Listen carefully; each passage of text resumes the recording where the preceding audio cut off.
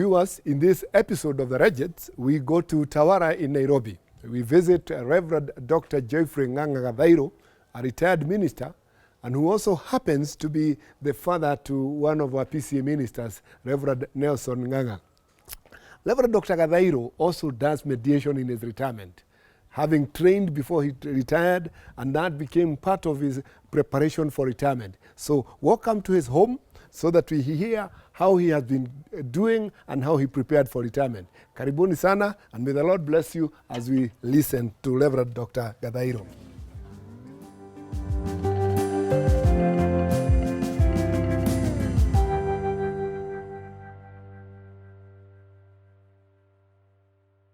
Reverend Dr. Gadairo, now that we are here, let me just get to know from you. When were you born, by the way? Okay. I was born on 20th of May in 1953. That's what I have in my ID. Okay. But I was born in 1952. Okay. That's what's in my record. Yes. So I go by 1953. Okay. And where were you born and raised? I was born in a very small village called Igetiha, that is now in Kiabu, in Nikidunguri sub-county. That's where I was born and raised. That's where I went to school. And for about 11 years, I was a head boy. Okay. For 11 years, yes. So I went to school at the age of 12 years. Okay. That's my early life, yeah. So after your school life, did you do something else before you joined the ministry? Yes, I did. Okay. I was employed by Kenya Tea Development Authority. Okay. Because I completed in 1975, that's when I did my O-level. In 1976, I got employed by Kenya Tea Development Authority for about 1.5 years. In 1977, I was employed by then Yedongori Parish as a parish evangelist. Oh, okay. Yeah. Now let's get this right. What really prompted you to join the ordained ministry? It's a long story. Yes. Because I was born in an African traditional home where we never knew anything about Christianity. And I contracted Christianity. I came to contact with Christianity when I went to school. Okay. So on Sundays ourselves, we used to go for swimming, hunting, relaxing. It was a day of relaxation. Okay. So until I went to primary school. Yeah. Okay. And in primary school, we used to have a morning assembly where you go to parade. Yes. And when you go to parade, you'll be inspected. Then you go for worship. Okay. Very briefly. And during that time, Sunday school was part of the school curriculum. Okay. Because every Sunday, early in the morning, we used to come to school, and we go for classes, just like the way the school we used to go for school. And then there was Sunday school. I remember those teachers who taught me. Then there was the catechism. They taught catechism for baptism. That's how I got to know about Christianity. And later on, after catechism classes, I was baptized. Okay. Yes. So what really prompted you? Sometimes my experience in the ministry and with so many other ministers is that there is that one particular minister who stirred your call. I can use two ministers. One, the late Jacob Mogo, Jogona Mogo, he is the one who baptized me. And I remember when he came to our primary school, and he said anybody who was above 12 years, we were taken to church. That's my first time I saw a minister. He had a motorbike. It was in red color, and he had a collar, a dog collar. Then he talked to us, and he told us about the Christianity, about the baptism. Then later on, when I went to primary school and secondary school, we had the minister, the late Reverend Geoffrey Ng'ang'a, who later on also ceremonized my marriage. When I received the call when I was working with the Kenya Tea Development Authority. In my call, I would say that it was developmental. It is something that had come from, as I've just said, about from the morning assembly, Sunday school, catechism, and being a Sunday school teacher. And I went to high school. And high school, I was the chairman of the Christian Union. And when I was employed by the Kenya Tea Development Authority, is when I started thinking about how I can thank God for and how I can actually, because getting to Form 4 at that time, the struggles I went through. So like, it was just like a thanksgiving to God, and asking, how would I get more involved in your work? Because now I'm looking out for a career. I'm looking now, I want to become a family man. I want to, to start earning, doing some investment. How am I going to involve you in my ministry and also in my life? It is when I felt that I needed to go to St. Paul's. But I have heard about, there was a one time, some student from St. Paul's came to talk to us. That's why I came to know about St. Paul's. One of our ministers, who used to be, I don't want to mention his name, broadcaster, is the one who spoke to us. And that's why I came to know about St. Paul's, about the ministry. So when I went to see everybody Ng'ang'a, already I knew about the ministry, about St. Paul's. I shared with him about my call, my experience, and how I felt God is calling me. And he really helped me a lot. Now, which year was that? That was 1976. 1976? Yes. Wow, that's quite a while back. Yes, So, 1976. And after you shared about the call with Reverend Ng'ang'a, at what point did you go to St. Paul's? 1977, I went for an interview. Yes. I think I was at that age, and I was very clean in the church.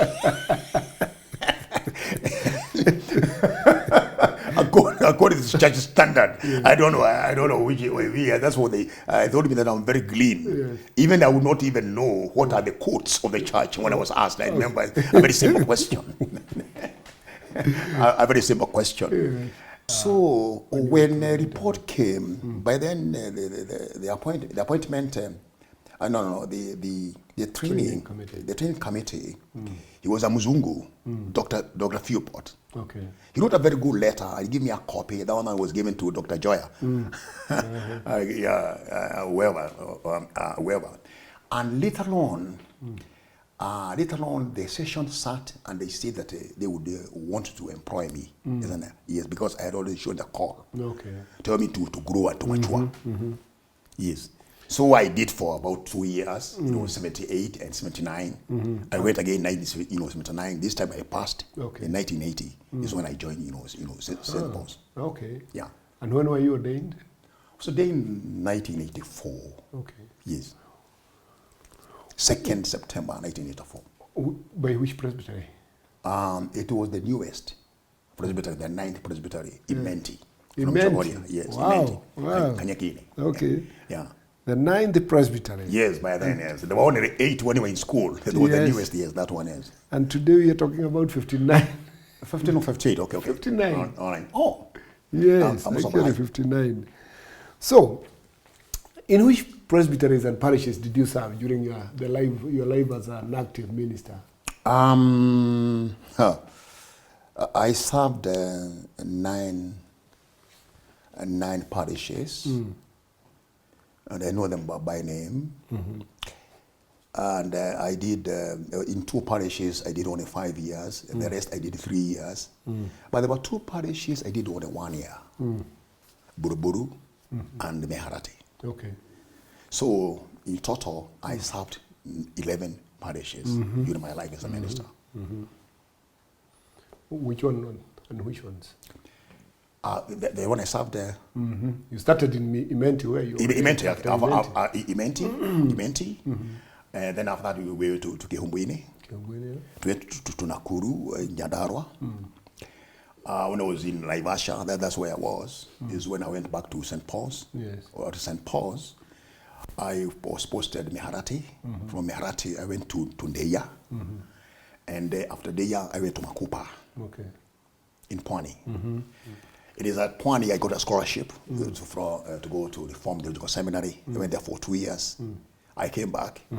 I was posted Western Kenya by then, PCA Yubo Kenya.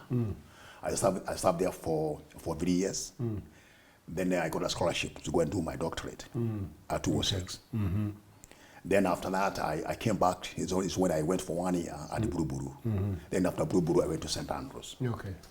Which I was there for 5 years. After St. Andrews, I went to Kenol, then Kenol to Isli, where I retired. Okay, you retired in Isli? Yes, emeritus of Isli. Now that is Nairobi Central? That's Nairobi Central, yes, Nairobi Central. Presbyterian. Yeah. And you're still a member there? Yes, I am a member of Nairobi Central, attached to Isli. Okay. Now, during your life in active ministry and having served all those presbyteries and parishes, 11 of them, what can you say are the main challenges or one key challenge that you experienced in the ministry that you would like to share with us? Okay. One of my first challenge was that I don't want to talk much about that because by the grace of God we were able to survive. The first year in the ministry, we never got a salary. For 8 months. For 8 months, almost 8 months, we never got a salary. That was a very big challenge. We were very young, I know. In the ministry. But we were able to survive. That was a big, big challenge. At some point, I requested my wife whether I could take her home. And she posed a question to me and asked me, tell me how many days have we gone hungry? Because you're not getting a salary. Yes. How many tons of clothes do we have? Do we have our shoes? Are they worn out? Even our clothes? What are you talking about? Let's continue serving the Lord. The other challenge was frequent transfers. Frequent transfers, yeah. And the 2 parishes I could not be able to serve with my family. Western Kenya and even Mombasa, Makupa. Okay. And Ndeya for 3 parishes. So it was not very easy to serve without your family. Like in Mombasa or Western, I used to work for 3 weeks. And I work even on Monday. So that they could have 1 week to go home. Okay. Yeah. And where was your family then? By God's grace, we were able, when we left Kihumbwini, we went to Nyandarua, we were able to acquire a piece of land. And I was able to build a house, a family house. Where at Kihumbwini?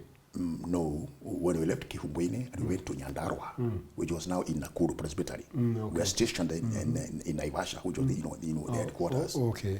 And we had a land in Donyojeru, that is North Kinangop. So we were able to build a house for us. Yes. Yes. So that's where I used to live them. Okay. Even when I went for studies. Yeah. Okay. So the 2 times you went out for studies, you never went with your family? No. It's only my wife who used to come during the time of the graduation for 1 month. Okay. Yes.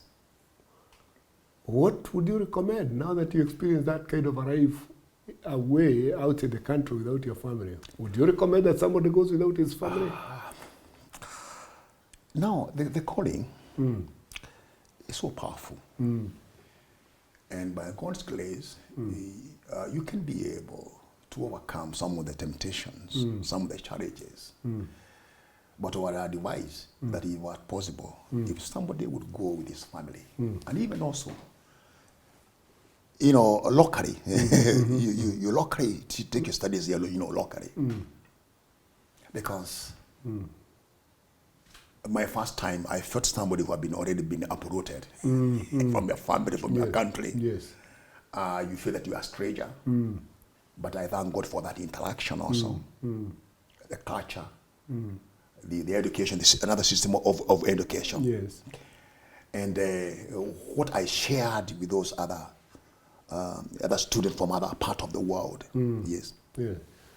Because I'm imagining a situation whereby you are out there, out in the country, away from your family, and the culture shock that you experience, and then you don't even know where to go for what in a new environment, and you have no person that you can call a friend or a relative. You don't know anybody except your teachers. The transition must have been quite challenging, and especially when you don't have anybody to share your challenges with. I think the seminary, they used to pair you with somebody else. You know, they used to have some student who they help you even to identify the church, even when you don't want to go for shopping and doing other things now. You, for about 3 weeks or so, you go a process of orientation. Okay. About the challenges. I remember even one time during the lunch hour, the police officer from Jackson police station, he used to come and tell us about the security in America. And I remember how he told us the importance of answering a call, not ignoring a call, how important it is, and how you can save life, and even you can save yourself. So the seminary itself used to prepare you. Even I remember there was even somebody from the river, because of the taxation, would come and tell you about paying of taxes, all those things. The seminary itself used to prepare you and to give you a very good orientation. Okay. But what I used to do, what I did, I made sure that I had a landline phone back in in Kenagop, because I wanted every week to speak to my wife and also to my family. Yes. Okay. And every Sunday at 2 in Kenya, and there it was 6 o'clock, I used to talk with them. Yes. Okay. But it must have been quite lonely to be as a full-time student. Of course, yes. But with God's grace, we were able to overcome. Yes. Yeah. Now, Mchungaji, I still want to go back to that time when you went for studies, and you have a landline with your family in Nyandarua, and you used to call them. What were the children saying to you? Or how did you feel when you talked to the children? What we used to do, there are 5 of them, and then I would make sure I speak to every child. Yeah. They'll start with the eldest, who was mother. But what surprised me was that the children, when they take the phone, the first question they ask you, Dad, when are you coming back home? They will not ask you, how is America? What gifts will you bring to me? What are you doing there in the U.S.? It's when will you come back? When you come back. So it was not very easy, but you try to make them understand why did you go to school even at that age. I used to speak on them on Sunday. But on Wednesdays in the evening, I will make sure I speak to my wife. Okay. And she also asks you. She'll ask you, why? Why did you decide to go and leave our family? Do you know some of the questions that they actually ask me, I cannot be able to answer them. It is only you need when you come back to answer them. Why are you in school? Why are you going to school with them together? Yeah. Okay. Wow, I know. I'm asking you that question because I have heard those stories from ministers who have gone to the US without their families, and I know they are not easy. They are not easy questions. So, Reverend Dr. Gadairo, tell us how you prepared yourself for retirement. Because you did not just wake up and say that I'm going home from a parish house. Okay, now, let me say that I started, preparing for my retirement when I was looking for the first scholarship, because I got to, 2 scholarship. When I looked for the piece of land, and I was able to build a house for my family. And when I went to study, I made sure that I did a permanent house. But mainly when I came in 2008, I was about 10 years now to go to retirement. Okay. When I came to Buruburu and I went to St. Andrews. My wife had some challenges because of the cold weather in North Kinangop. He had some mild arthritis. And we felt that we are not going to settle in Nyandarua at our old age. It is when we started now thinking about how, because our students were still in school, they were, let me say they were already at the campus. They were with us there. One was at the Jacquard, the other one was the Technical University. And we were with them there. It is when we started now preparing for retirement. How did we prepare for that? The church had an MOU with the Equity, where you'd walk into the bank and you get a loan without any surety. Your retirement benefits with the surety. So I just walked at the Equity Bank. When I was given the money, that I was able to buy 2 plots at Umoja. And then, although at that time we wanted to do a project that would be bring in some income to us. That was the aim at that particular time. But later on, we found that we need now to think about how we could be able to get a plot where we could be able to build our urban home, because already we had a rural home in Kinangop. And when I left St. Andrews to 2012, 2013 I was in Kinangop. 2014 is when we bought the plot where we are today. And we thank God, because after 2 years we were able to do the foundation of this house where we are living today. So that's how we prepared ourselves to have a home here. And also we were also trying to see whether they could be able to do a project that would be income generating. So did you do that? That we were able to buy other 2 plots, and we have already now done 2 units, 2 units of 3 bedroom.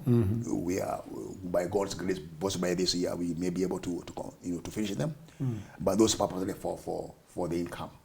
Yes. The other thing that I did as part of my preparation was that I was teaching part-time at Bridgewater College. So I was preparing myself that immediately when I retire, I will continue. And I did that for about 2 years. But with the corona, with the COVID, you see the college closed down. So I also did the following year. I did mediation, which has really occupied me. I do mediation in succession cases, and environmental issues, and children and commercial. This has also kept me going from that time, and from the time I retired, then doing now another project for the family and being with my wife and children at home. So mediation kind of keeps you busy. It is very involving. It's very involving. Because, for example, if you're doing a case from a certain community, I don't mention, you make sure, because you must understand the community, you must do some reading. If there's the act like a succession, you need to go, although the lawyers who give you the summary of the case, you need to get to know that act, if it is to do with education and whatever, you need to have some reading. Yes. How did you find the transition from active ministry into now mediation or conflict resolution? Brother, it's my brother. It is like a rite of passage. Transition. It's like it is actually like a rite of passage. That transition. I remember I used to wake up at 4 a.m. I do my devotion, like towards the retirement. I was writing. I've done a book here in my library here, and I also have got some manuscript. It's as if I have done 2 books now. I got one to publish. So I used to wake up very early in the morning, and I would do some some devotion, and also I would do some writing when my mind is very clear. It's very clear, in the morning.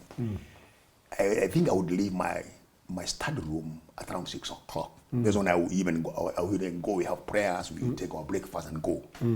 Now at once, even when I went to Buruburu and even when I went to Isli, even when I went to Tukeno, I used to do the same. Actually, even changing your phone, your alarm, instead of waking an hour at 4, is now 6 o'clock or 5 o'clock. And somebody who was starting the day from 4 to 8 o'clock, and the whole day you are occupied, and all at once, do you know even your body will ache? You sleep, oversleep. Do you know, for the first time, I started going to gym. Okay. Because you feel that you have got a lot of energy, a lot of free time, and you want to relax. Yes. And walking, jogging, and a time I did not have. Even I'll have more time now to be with my wife, because the children are already now mature. Yes. She owns a very small business.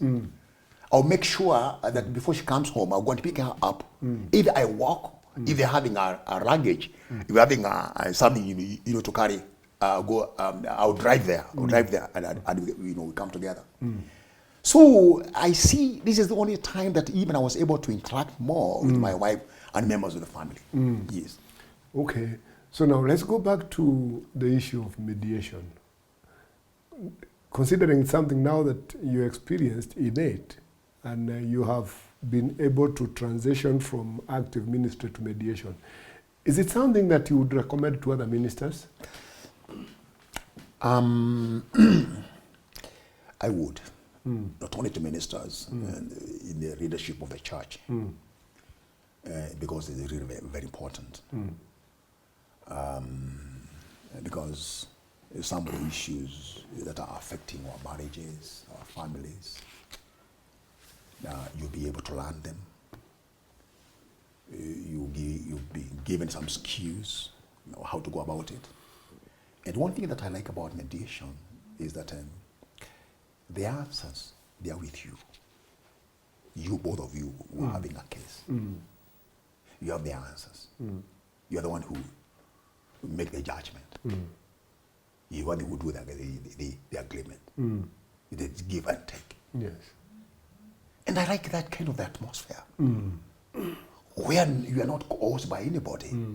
It is you doing it. Giving what is best for you and what you feel is going to make you happy. Yeah. And creating a conducive environment for such an undertaking. Yes. Now, Dr. Gadairo, you occupy the unique position in ministry of being a minister who has retired but has been succeeded in ministry by his son. That does not happen to many of us. How did you feel when your son came and told you that I have a call to join the ordained ministry? I remember one incident, and we thank God that because the God who calls is not us who called him. How one time he cried when he was transferred from Kehubwini to Nyandarua to live with his friends, and where he was also to begin his schooling. And he cried and he was asking many questions. Even I remember, even one time he was in the hospital, we asked him where he comes from. He was saying he's coming from Kehubwini.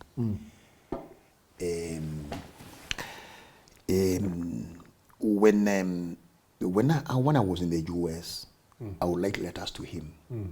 And you tell me, I'm still noting those places, those big cities you're telling us that you have visited. I didn't know what he really meant about that. And the other thing is that we used to ride on a bicycle with him to go particularly in Nyandarua and there to serve Holy Communion, even go to church. And one time he asked me, Dad, you only give bread only to the adults. Why don't you give children? You've never given any something with the bread. We are not of age. You're not of age. Okay. So when those experiences that we went through with him and other things now, we did not expect that he would like the ministry. With all this, with those transfers and the struggles we used to go. But we possibly God was preparing him for that ministry, because that is what now exactly what he's doing. So we thank God for calling him to this ministry and to take over from us. And we are encouraging him and praying with him. And even those others that the Lord may wish to call. Yes. Yeah. And it's a good feeling, I bet. The Daktari, it is a joy of every parent. Yes. To see your child grow and take responsibility, and that child being on his or her own. Oh, yes. Yes. Okay. And not just any responsibility. Yes. Being in the church and Yeah, not in the world. Yes, yes. Wow. So now, Dr. Ng'ang'a, there's still some of us who are yet to retire. Take a minute, face the camera, and give a word of advice to the active ministers. It's okay. One,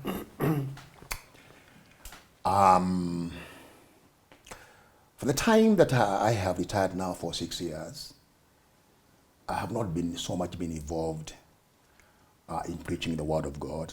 I've been seated in the pews and attending funerals and marriages. And one of the things I would advise them, it is to prepare and to make yourself available to preach the word of God. And speak the truth of the word of God. You know, the Great Commission, you have been commissioned to go and preach the word. That's one area that's really helped me in my ministry. I'm not accusing anybody, but I've had some of us in funerals and other places, somebody not really prepared. We're given a gathering, people from all over, but the kind of message is not prepared. So preparing for the word of God and how God is going to use you. The other challenge is that issues about the family and the spouse, creating a relationship with your wife and children. Because after retirement, you'll be closer to them more than any other time, how to live with them.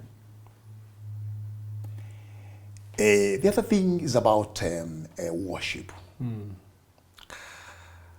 The way the worship is now in the church, we have borrowed so much. We have lost our tradition. And I don't see a very orderly worship in our churches. And I don't know whether the church should think of revising or having in the prayer book. We need the liturgy back to church. We don't have an order. Let's try to see that we have ordered our traditions. We are back to them. We don't borrow so much. Yeah, we can compare, yes. We can borrow a leaf. But we know we are church with a theology and tradition. And we are losing this. We are losing this. These are some of the things that I have experienced for that short time. The other thing is that the issues when you go to the courts of the church, that discipline we used to have for decision that we have made, a present procedure, and be subjected to the decisions and carrying them on. I see a kind of lapse. Where even the way we address the moderator and the seat itself, I find such as some of the lapses, but those are some of the things we need to to observe as young ministers, and finally prepare for retirement. Prepare for it. Prepare. Yeah, prepare Psychologically, do some investment. Yeah. As you educate your children, and make sure relationship with your spouse. I'm not saying that I've got a problem with my wife. You spend more time. I'll spend more time now, more than any other time at my retirement. I remember we got married when we were at St. Paul's and we went now to the ministry. This is the only time that we have been together. So if I had not prepared myself with a good relationship, I'd be in trouble. I'd be in trouble. But now, slowly, I did all that, and now we are together. You find us here, you can see the picture. We are together, some of us. So if you don't have enough time for honeymoon at the beginning, we have now an extended one now.